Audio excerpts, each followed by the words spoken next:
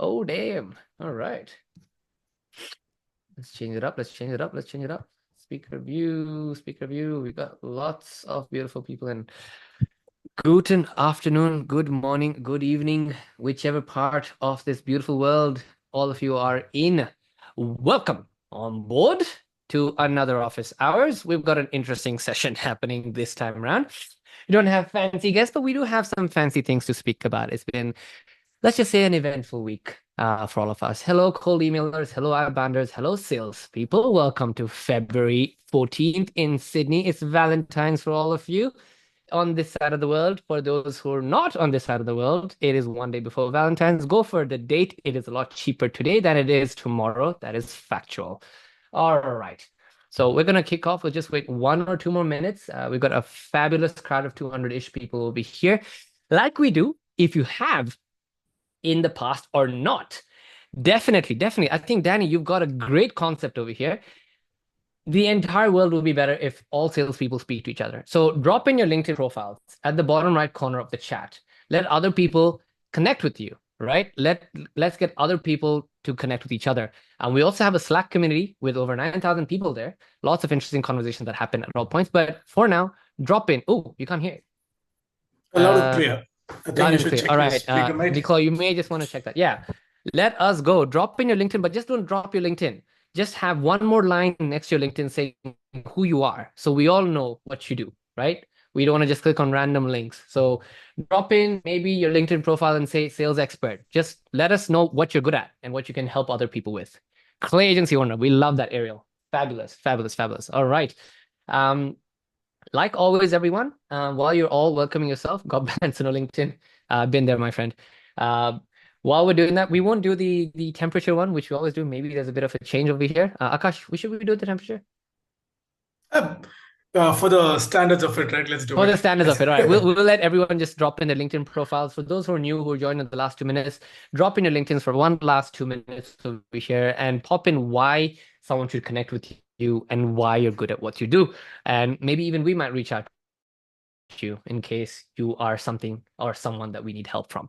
Sweet. While we're doing that, we'll kick off the agenda very, very quickly. We've got 5 things that we're talking about. I'm dropping it over here.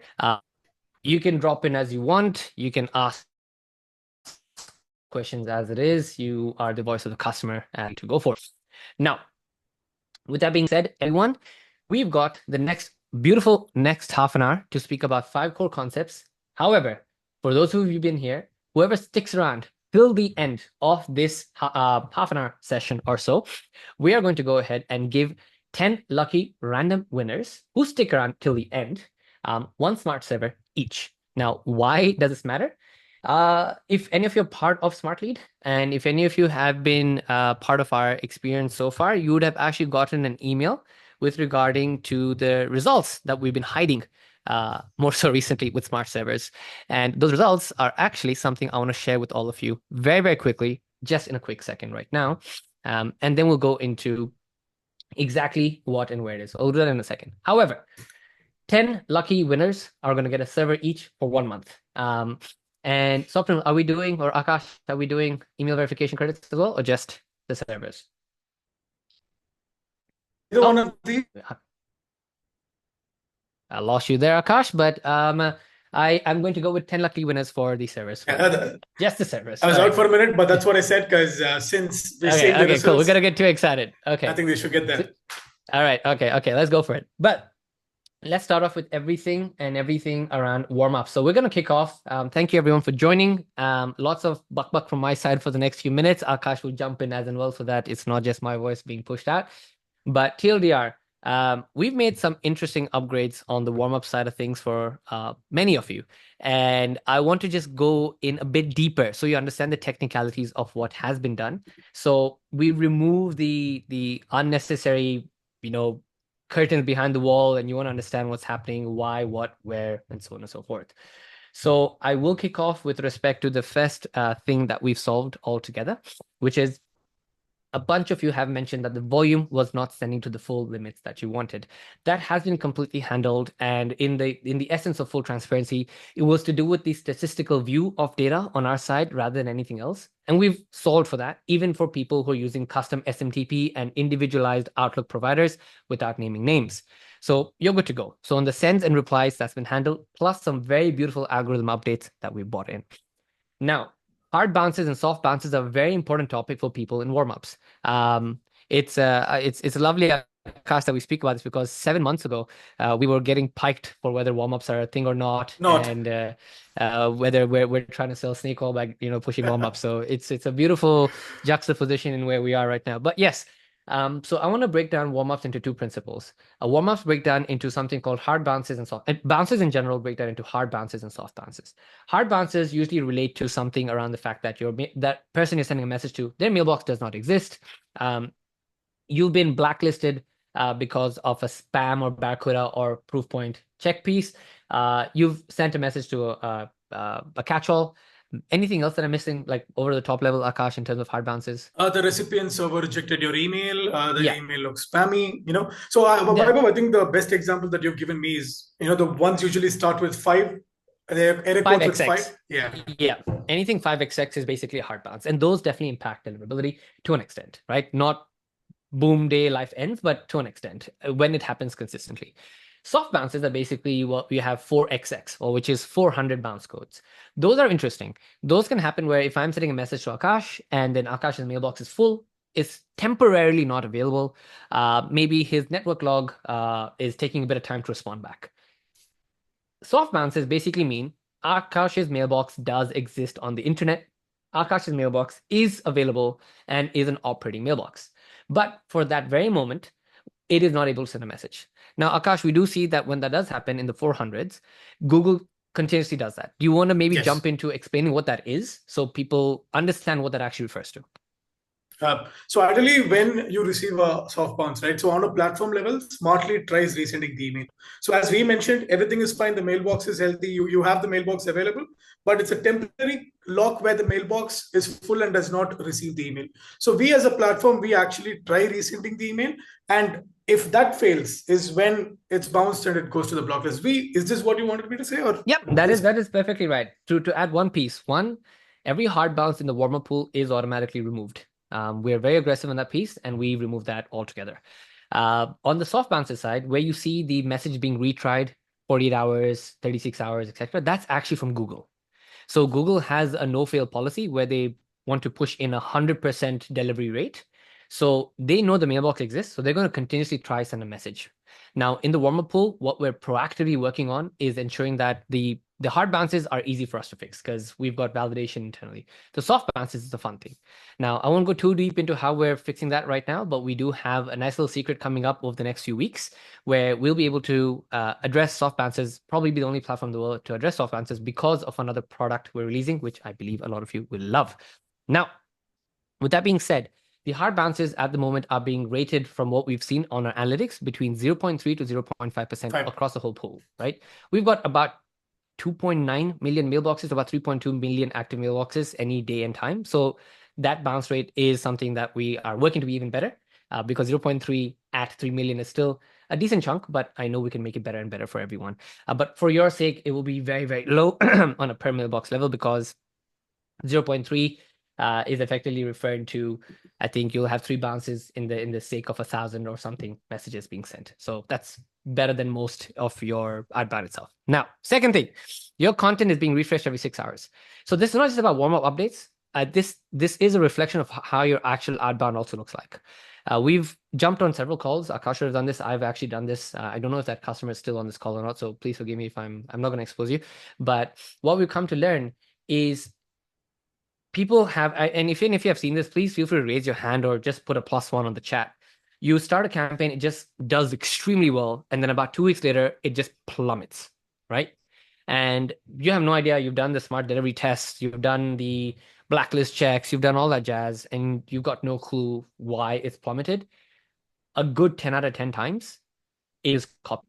Uh, Akash, anything else that you have seen be the causality behind this? One thing when it comes to copy, as you mentioned, so when you guys see a case where everything is fine and blue and green and it's working all fine, but you see the same thing not working anymore, as we mentioned, 10 out of 10 times it's mostly the copy, right? So when your Yeah. copies are burned, and as we said, it only takes 6 hours for your copies to burn if you're actually sending emails to multiple clients.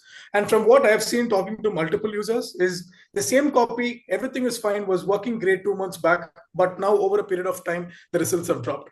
That's because your copies are burnt. The copies have gone stale, right? So, and talking about SD, copies again, when you see there is no spam percentage, but when you see most of your stuff going to the tab folder, it's ideally because of your copies again.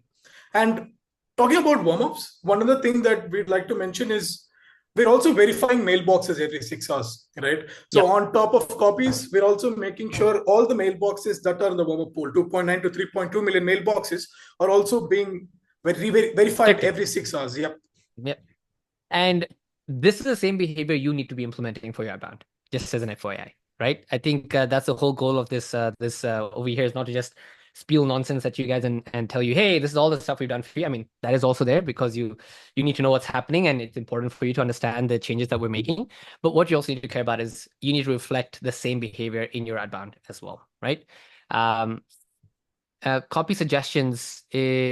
Grant will answer that question. Maybe I don't fully understand that piece.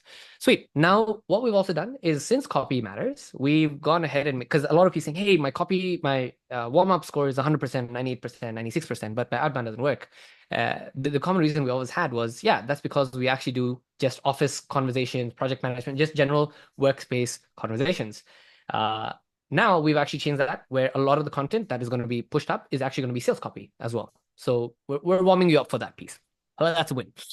Another cool one that we're bringing in that you'll see very soon is multi-threaded replies. So it's going to be me to Akash, Akash back to me, and me back to Akash. So it's about a 3-level deep conversation. So something a bit more in terms of the buffer that we keep seeing.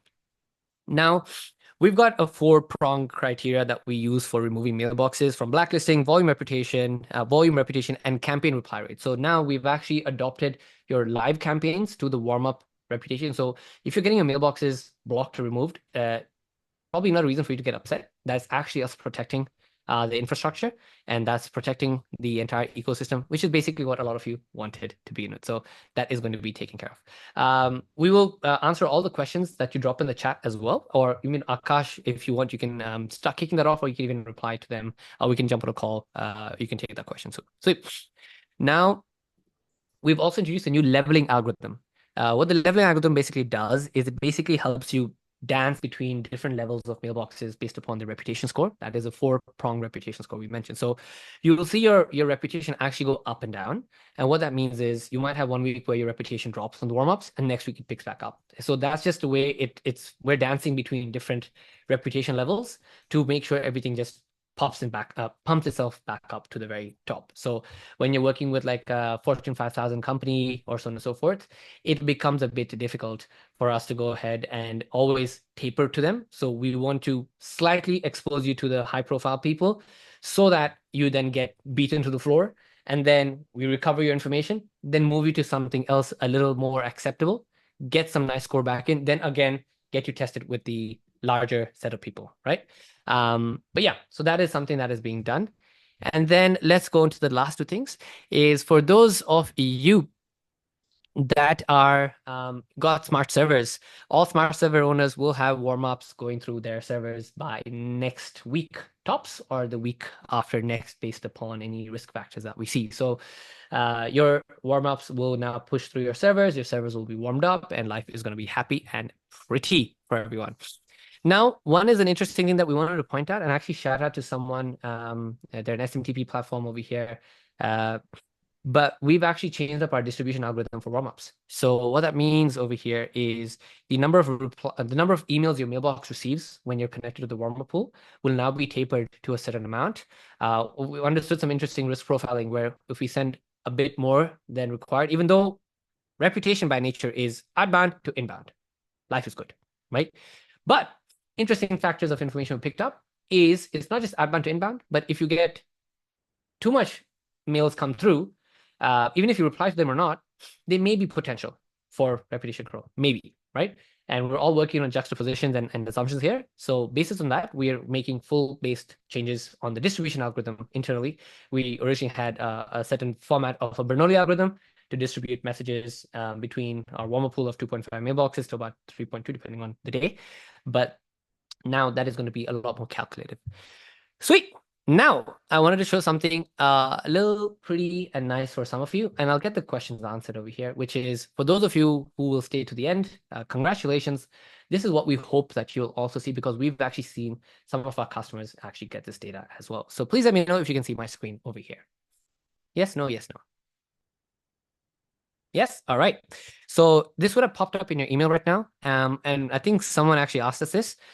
No, this is not our own test. This is actually customer data. I think about 2 million leads or something like that. So the exact number I don't remember, that we pumped through for several customers over the servers over the past 6 to 7 weeks. And Pro plan users have seen a 74% increase in reply rates, and custom plans on average have seen about a 627% increase. These numbers I actually had to triple verify, because when I saw these pieces of data, I did ask Alka and Guru, the team who are handling this, to say, hey, can you check if there's a bug? Because I don't think that's correct.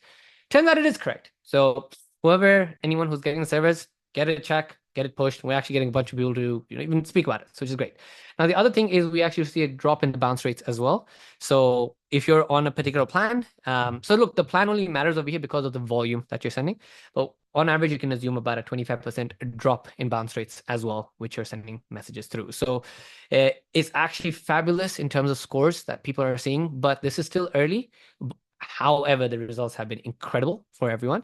And yes, right now, the distribution algorithm that we provide for some of you, it's not one server. You actually get a cluster of servers that you can actually use if you want. And that's a definitive factor I want to mention to some of you, whether you use this or whether you use any other platform in the world. There is a difference between a server and an IP address.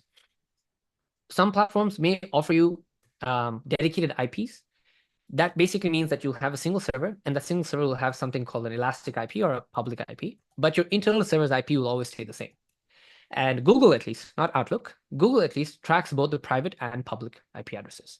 So by nature note, even if you get a dedicated IP address, your underlying server will still have the same private IP, which then negates the fact that you've got a dedicated IP. So just make sure that whatever you're doing, if it's us or any other tool in the world, I mean, you're in this call, so hopefully yes, you are actually going to go ahead and get a dedicated server and not a dedicated IP as well.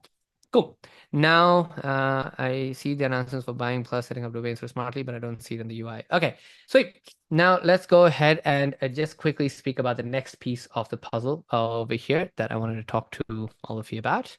But Akash, maybe we want to get some questions answered in the meantime. Absolutely. Yeah, I picked a few. So first one, Vaibhav, not related to what we speak, but still from a deliverability perspective, should you point your email domains back to your primary domain name? Any risks to the primary domain by redirecting? What are your thoughts? No, you should. I mean, otherwise it's a dead link, right? I know we had the whole concept of masking, etc., that's been raised and spoken about, and there's merit for it. I think it's a great idea in theory, something we might look at, but I'm waiting to see results. And once we see results, it will make perfect sense for us to push it out. But so far, I think it's a great concept in terms of theories, but let's just wait to see if there's actual formidable results that we're seeing. But if you can set up masking, great. If not, a 301 redirect is something you definitely should be doing. No, Zach, what I'm referring to is, let's just say you have 10 burner domains. Let's say your website's called zachwest.com. That's your main website. You don't obviously send from zachwest.com. You'll be sending from try ZachWest, use ZachWest, is ZachWest, blah, blah, blah, blah. And each of those will have maybe 10 mailboxes. You have to point is ZachWest to ZachWest.com. Otherwise, Google's going to be picking that up as a dead link. We obviously don't want to send dead links because that's the first thing they'll check. Sweet. And one regarding smart servers, Vaibhav, since we're talking about it, we have two questions on the same. So do smart servers need warming like the IPs? And if so, for how long they start performing better than your standard setup with Outlook or Google?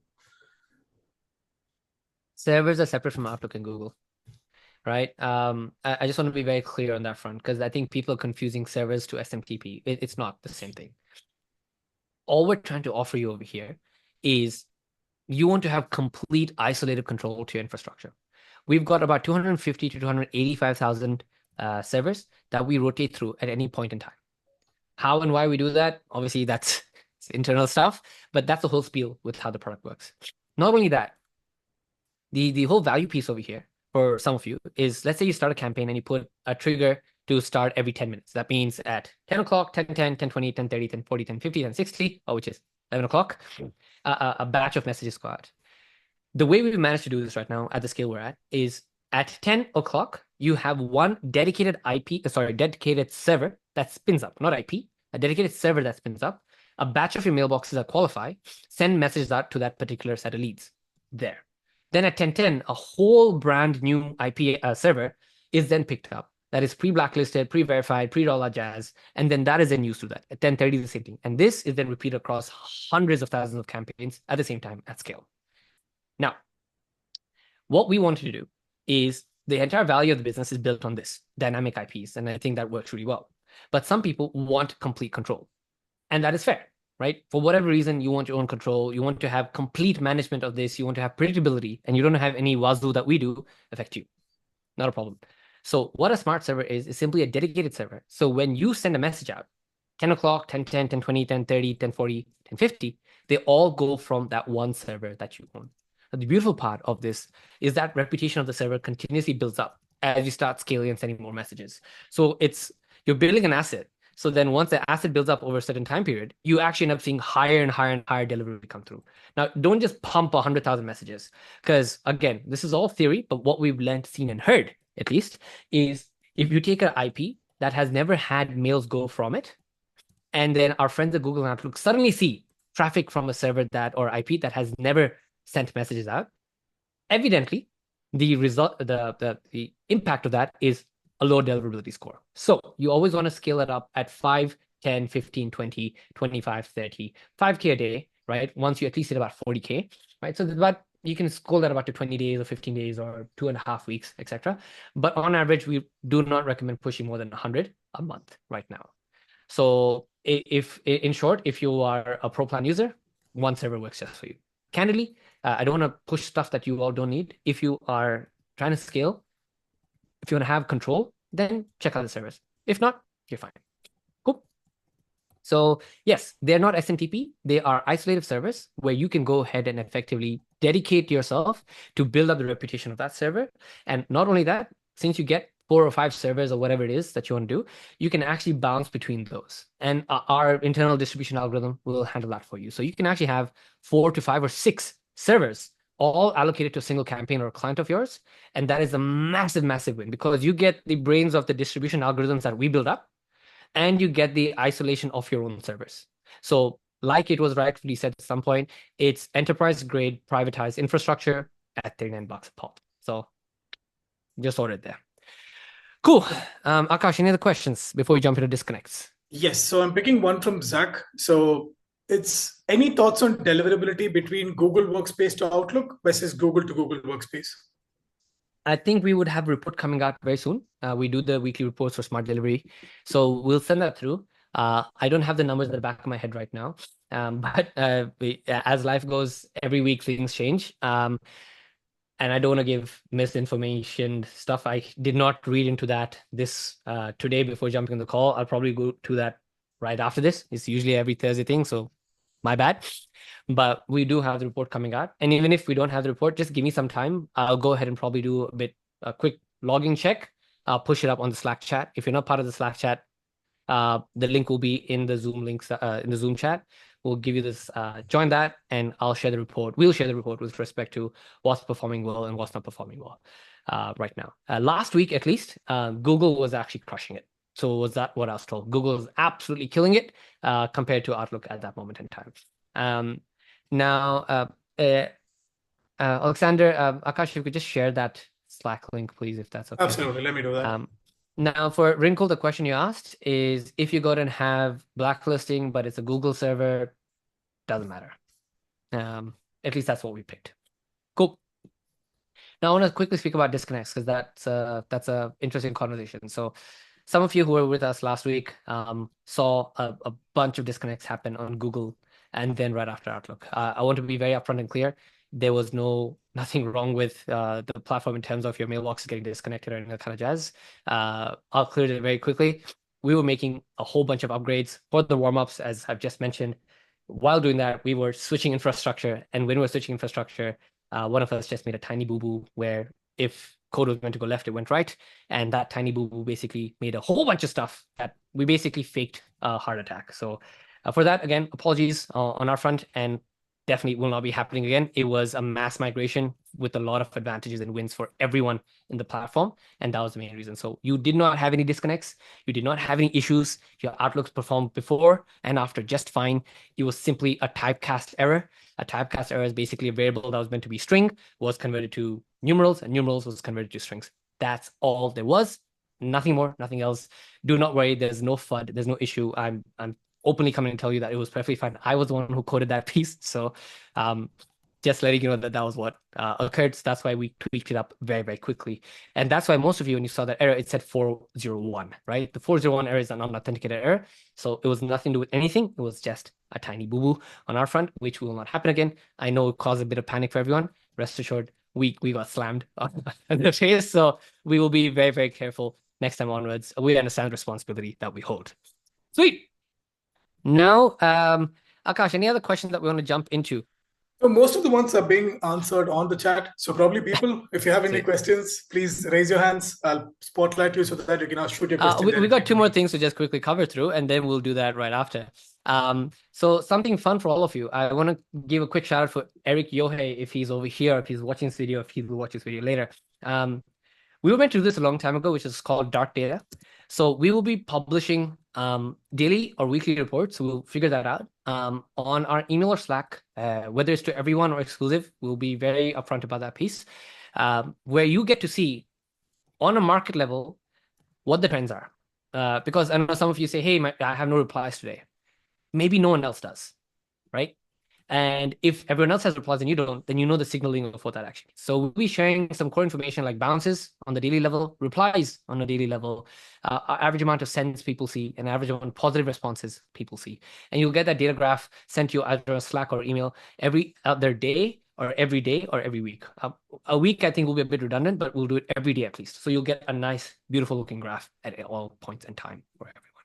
Cool. So you'll get that information nice and hot. So that will be raw data from ourselves. There's nothing hidden.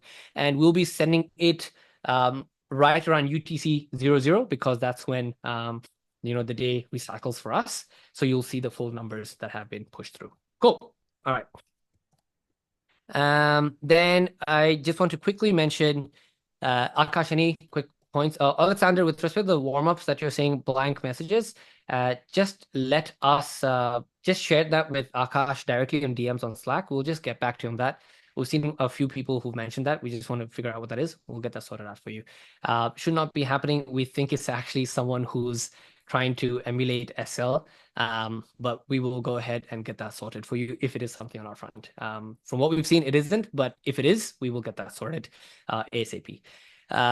So last fun surprise for everyone. Now, two fun things. So Swapnil, please don't shoot me in the foot over here. I might be speaking a bit too soon for this. But we are working with about 3 to 4 exclusive partners or people who are really good at their agency, who are really good at outbound, who are really good at sales. And we will be giving every single one over here who are in the custom plan, at least, you will be getting free consulting paid by us. We will take care of the bill. As long as you're a customer for Smartlead, you will get consulting from our behalf once a month or twice a month. We'll figure that out for you. You can book a meeting with any of these consultants. They will jump on a call. They will give you advice. They'll give you feedback. They'll tell you how to be better. They'll help you with setups and so on and so forth on the house. We'll handle it. We'll foot the bill. We'll get the best of the world working with you to help you out. Cool. So that's going to be rolling out very soon. Highly vetted individuals that will be tracking and showing their to help you out. Like I said, on the house, we'll make sure your results come through for us. That's all that matters. Cool. Just give us some time. We're finalizing the details because there's obviously a whole bunch of technicalities that come through, like the legalities of stuff. But we're working with the best of the best that we can, and getting ready for you. So we'll run that experiment, or we'll run that for 3 months for everyone and see. Hopefully, you all get a bunch of great results from that. On the front of education, something even more exciting for everyone over here. Props to a lot of the team members who worked on this. Kudos to Swapnil as well, who's taken on this forefront.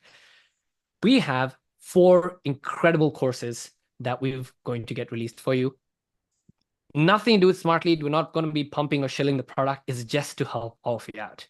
Um, Now, these courses, some of them are live. Some of them are going to be live over the next 24 to 48 hours, and some will come out next week. And yes, it's none other than some of the best in the market. You are going to figure out how to create automations and infrastructure, as well as agency management from Nick Abraham. We've got over an hour and a half to 2 hours worth of content recorded by him, vetted by him, and ensured that it is as premium quality as it is by him. Nowhere else recorded, not on YouTube, none of the free stuff. We've made sure we worked with him to get that through. You're going to get the best copywriting principles and strategies from, again, an active mentor in client session, as well as someone who's doing incredible jobs for a lot of agencies, as well as someone like us as well, which is Matt Lucero. So Matt Lucero has recorded another great hour and a half to our course for all of you with respect to copywriting principles, strategies, and techniques. This is not top of the funnel bullshit. This is not stuff that we're just pumping through for the sake of it. This is free stuff for you on our platform for you to enjoy, learn, and build yourself. Cool. And the third one, we've got a 4-hour course on how to absolutely dominate Clay and how to crush the entire learning of Clay as well. And that is going to come from none less than Eric Nolosky. None of this stuff is recorded on YouTube. None of this stuff is online anywhere. He's sharing brand new content, new information, piping hot. We just got the content closed up just last week that will be releasing for all of you on the house from us for you to enjoy as well. Also have a deliverability course on how to manage everything technicalities from no one other than our good friend and the person who comes on this podcast a lot, or offers a lot, which is Jesse Ule. Now, to tap all that out, next week, which is what we do in the office hours, is we're getting all 4 of them coming on a panel, and all 4 of them to discuss everything around everything to help you all out with any questions that you have. We may do this one a bit different, where again, Swapna, I might be sorry. Please forgive me if I do this by mistake, but we may actually get some pre-vetted questions from some of you all that we'll go. Yes, Frank, all of it is in the SL University. I think some of it is already there, but some of it will be there by tomorrow. There might be some buggy stuff that Swapna is fixing, but it will be there by tomorrow and day after. Tops to tops, right? Now that is the final thing that we are trying to call out at this point, and then all of it will be in SL University for everyone to pull through. So, yeah, that's I think everything we wanted to speak about, and everything we wanted to go over. I know, again, I want to be very upfront of the fact that last week we've had some disconnects, etc. I assure you it's not going to happen. The platform's stronger than ever. The results are more incredible than ever. People are absolutely dominating in the market, and we are going to lead in the front with all of you with respect to everything data, information, and transparency. And you see that on the Slack channel. But yeah, let's use this to have some questions raised and see if we can answer anything over here for some of y'all. I do want to be very forefront over here. If your questions are on support, I'll probably stop it right there and ask you to not carry on with the conversation and then take that offline with Akash, myself, or anyone else in the Slack channel. Please don't take it as rude, just being very respectful to everyone else around here. Drew, we will pump out announcements on these office hours, your email, Slack, as well as in the pop-ups in the application itself. So with that being said, Moby, let's go for it, man. Here you go, boss. Can you unmute yourself? Yeah, so I just want to ask this question is like we have set a campaign and that campaign is running for a specific domain and we are tracking the open rate as well. And we are not landing in spams. So the email deliverability, the reputation of those email accounts are really good. So my question is, if the emails are not landing in spam folders or any other tapes, why am I not getting any better open rates? Because I got like 2 opens out of 80 or 100. So that is very weird to see that happening and not landing in spam at the same time. So I will just stop here. Great question.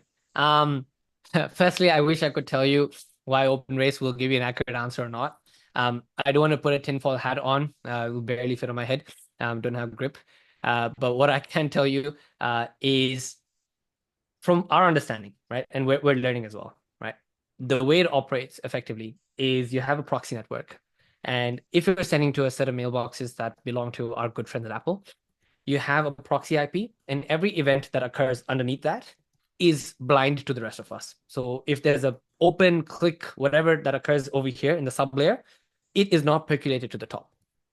You don't get that, right? And that is where what we're trying to say is what happens is the rendering actually occurs over here. So every mail is rendered over here and pushed through to the bottom. We do have bot traffic management we've set up internally where we pick up whether a click or an open, for the most part, is botted or not. It's not 100%. Everyone's working to be better at it because Outlook and Google are always better at beating us at that part, but we're constantly trying to beat them. But again, from our understanding of how it works and with us building our own, with us doing something on Outbound as well, what we've learned is this layer to this layer, that block is not something that we can unfortunately control. And that block, anyone who says they can control it, it's not true.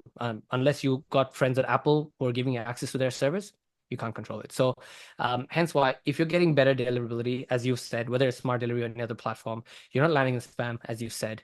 If your open tracking is not working, it's purely on the factor that that data is not accurate. Cool. Hope that helps. Thanks, Moby. Cheers, man. Mr. Moyes, we've spoken a few times on Slack as well, sir. Hey, Vaibhav, how's it going? Fabulous, boss. Love the setup. Shit, that's good. Yeah, Crisp. yeah, All it's right. kind of flex. So, I actually wanted to get your quick thoughts on email warm-up feature I kind of came across. It basically allows you to input the niche, the industry, then it automatically generates email copies, and that's like really tailored to that messaging you're going to send in your main campaigns. So once you actually start your email campaigns, you genuinely see monumentally better deliverability. So I would love to hear your thoughts on that as well. Yeah, we actually have that with Smart Delivery. So with Oh, Smart Delivery, you actually have campaign copy warm up. So you can actually not only take some random niche industry, etc., but your literal copy with the literal variables of your literal leads, you can go ahead and warm that up. Now, obviously, the fear will be, oh, I don't want other people to see my content because it's a public warm-up pool. But with Smart Delivery, you're actually interacting with our mailboxes. You're not interacting with other people's mailboxes. It's our mailboxes. No one has access to that. Obviously, it's ours. And we respond back all the time with the positive intent message. So you're on the money. I think that intent is actually very true, and I'm actually in alignment with the fact that it works. And that's why we released it. Gosh, that was what, months ago at this point. But yeah, we've had it for a bit. But yes, Moise, you're absolutely on point, sir. That's a fair call, and we do that already through Smart Delivery. Introducing into the core platform with respect to what you said around industry specific content, I think that's a great idea, and that's something we should definitely look at bringing in. all right, amazing. Got it. Thank Yeah, you. but I think we've actually done one step higher because we actually send the actual content itself. So you don't need to worry about some other random copy, and then your mailbox is using your own copy. In this case, it's literally your own content that has been pre-warmed up. So we know it works. Cool. Easy, man. I'll DM you with your camera setup. Be jealous. Take care. Cheers, man. Bye. We got Raman. All right. Boss. Thank you very much. So I just had two quick questions. Yep. The first one is, do we actually need a smart server then, or should we just use your servers? You don't need smart servers unless you really want to take ownership of it. Like I said, I don't want to shill stuff that you don't need. This is for people who want to take complete ownership and control, right? Mhm. And for people who want more predictability. So if you're a high volume agency or an agency trying to take care of your clients and maybe sell a specific infrastructure setup for your clients, definitely give it a crack. The results are there, right? But and I think when you're getting about a 600% increase at $39, money's not even a concept of conversation here. So, but don't do it for the sake of doing it and take a trend. we think it works when you're doing volume. If you're doing 30K leads a month, if you really want it, take it. But if you don't, you don't. Okay, that makes sense. And then my other question as well was, with Moby, you were mentioning about like the open rates and the tracking. So are you kind of saying then that I guess like across all platforms, we shouldn't really rely on the open rates that a platform gives us because it's never really going to be accurate. Yeah. I think that's not only us, like our friends, our competitors all have the same narrative. It doesn't work.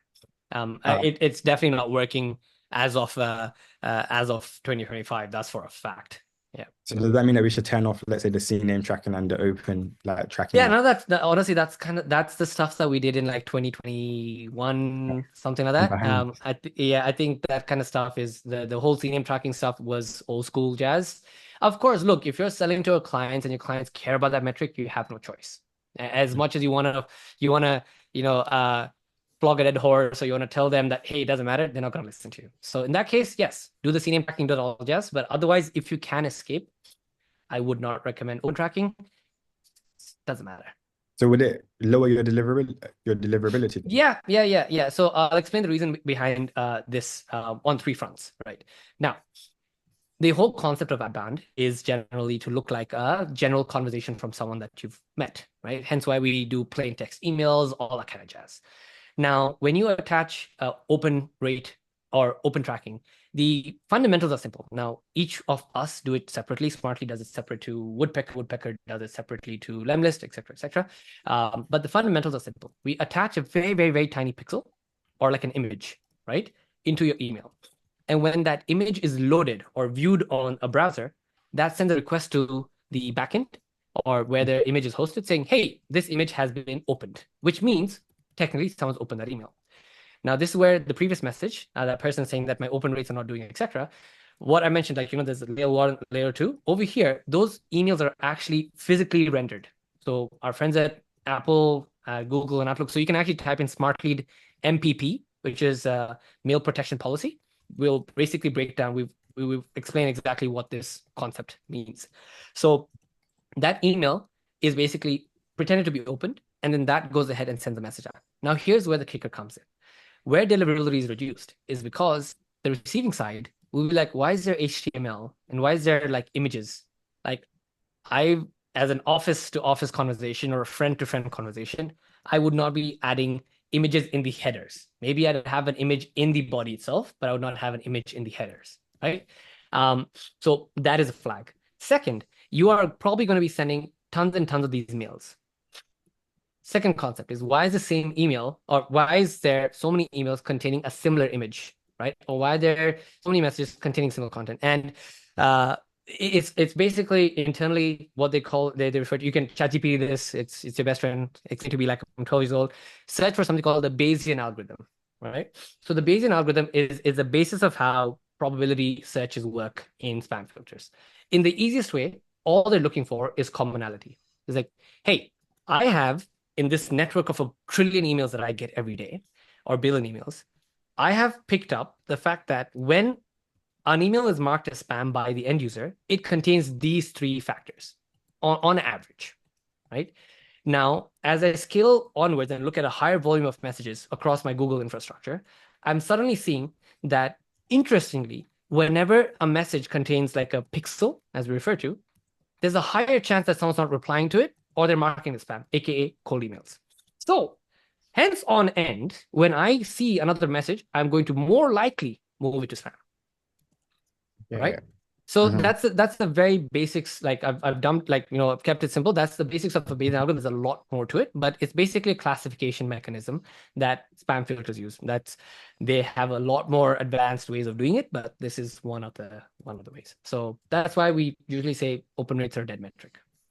Okay, thank you very much. And I must say, this is very, very insightful. You guys are doing a really good work. Thank you. Cheers, mate. Have a good day. Thanks, man.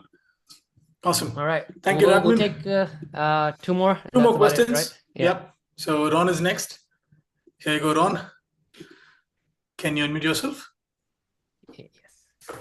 Hi.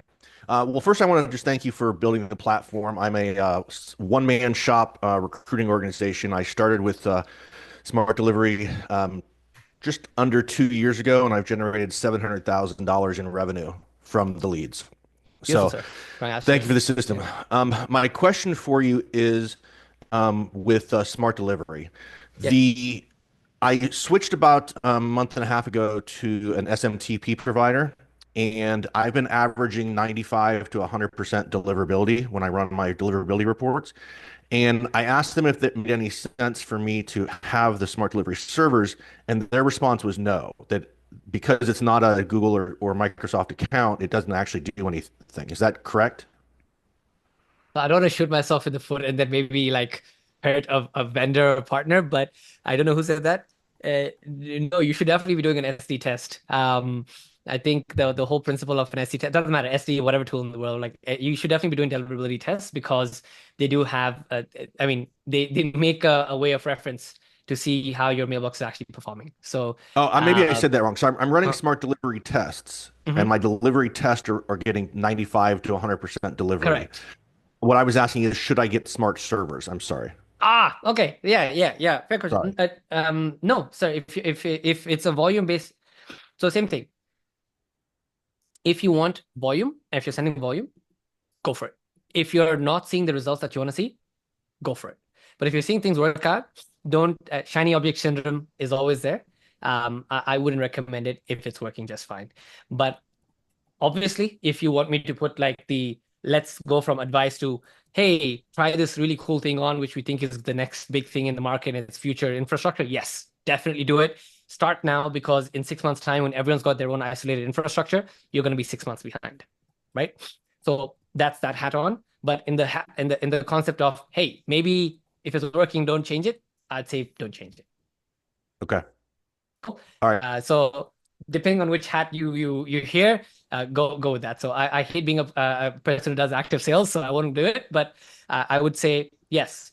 I know for a Yeah. Well, fact a lot their of people over response was here. from a Yeah. technical standpoint that it didn't do anything because that's not how their servers send the emails.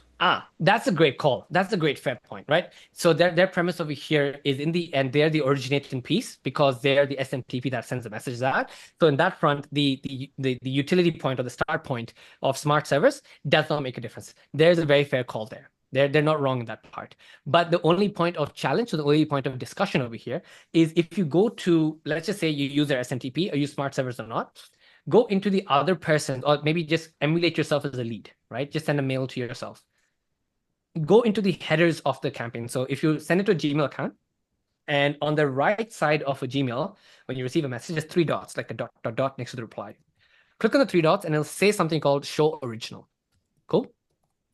Now, here's what I want you to do, and anyone who's doing it, go to the Show Original. It'll have a whole bunch of jargon, right?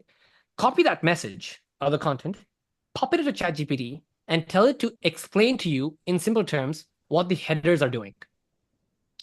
You'll actually see the journey the mail goes through from the very beginning till the end. And in that journey, you'll see that Smartlead servers are referenced. Now, they don't technically, quote unquote, matter, right? Because the origination happens from the SMTP. They're the signatories in the end, right? Okay. But the signing happens, or the kickoff happens from Smartlead. So for that reason, is where we recommend to check out whether the servers actually work because you're doing to Gmail and Outlook. So Gmail specifically. Outlook maybe does not care about these things, right? So it's only for that reason alone, where if you're sending to Outlook or for Gmail, the trace records are there. And for that reason, having a server may make a difference for you if you're pumping volume. Cool. Okay. So again, it's I know it's not here nor there, but if you do the original stuff, you'll actually see that message, right? Yeah, just ask ChatGPT, what does just walk me through the trace headers, walk me through the headers of this email, and you'll actually see it tells you exactly what's happening in the entire journey. It's beautiful. We love AI, and that's it's a great learning point. So you'll see that yourself. And now, if they've set it up in a way where they remove the trace headers without Smartly being mentioned, fabulous. SMTP is crushing it. Don't need a server at all. However, if you do see anything from Smartlead, then that may be a conversation for you to have to see whether you think it's necessary or not. Okay. Cool. Thank you. No worries at all. Cheers. So just maybe Ron can carry on, but to maybe help everyone in short, Smart servers will be equal or better. They won't be worse. That's the easiest answer I can give you all, right? And if it will be equal, you'd rather want it to be something that just drives the compounding effect for you. Like I said, in 6 months' time, everyone's got their own infrastructure. You do not want to be in a place where you're starting from scratch 6 months in. So, yep. We'll take Stefan and we'll call it a day. Stefan, if you can turn on your video, I'll quickly spotlight you. And just as a reference, whoever's here right now in the 140, 50 people here, Swapnil, if you're around, if you could just link them to the Slack thread where they need to put in their name to get the servers, that'll be great. Oh, you are here. So just before anyone goes and starts hammering the Slack chat, Swapnil's going to be dropping in a link in the comment section where you have to just respond back to the thread of that message, and we'll pick 10 lucky people to get a smart server for 1 month. Sweet. But just hold up before you go. Stefan, go for it, mate. Stefan's here.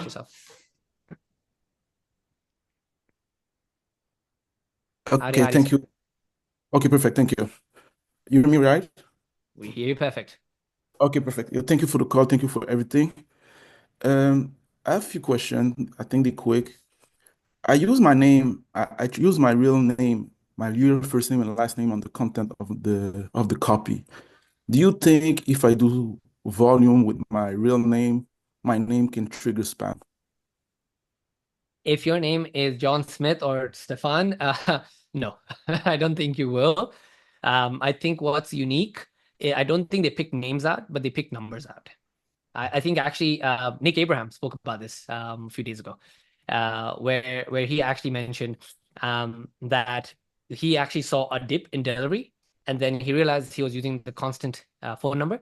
He filled the phone number, he removed it, and then popped it back from like I think 1% to about 3.5%. So I don't think names matter because it's a bit unfair to just go with like a common name, and that would be a reason for triggering. That's just wrong. But phone numbers are unique. So phone numbers, email addresses, they're unique. So you want to be a bit careful on that front. Okay, perfect. I was trying today to make a bulk edit on randomized Warmup email, and I feel like that feature is not there. Is it possible? Like, Should be there. you know, If like you don't the mind randomized. the randomized numbers, no, it's there. You need to click on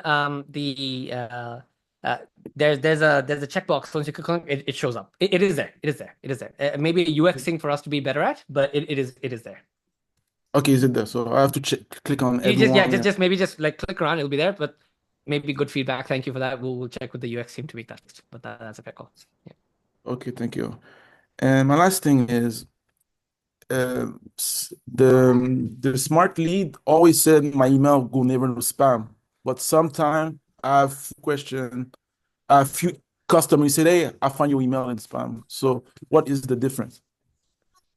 I wish we could get 100% deliverability.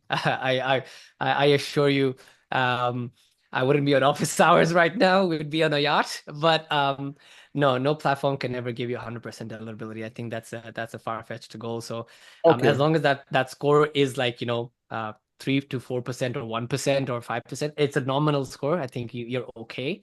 Hence why volume is a thing. But yeah, getting 1 or 2 in spam or few in spam is perfectly fine. I think that's part of the game.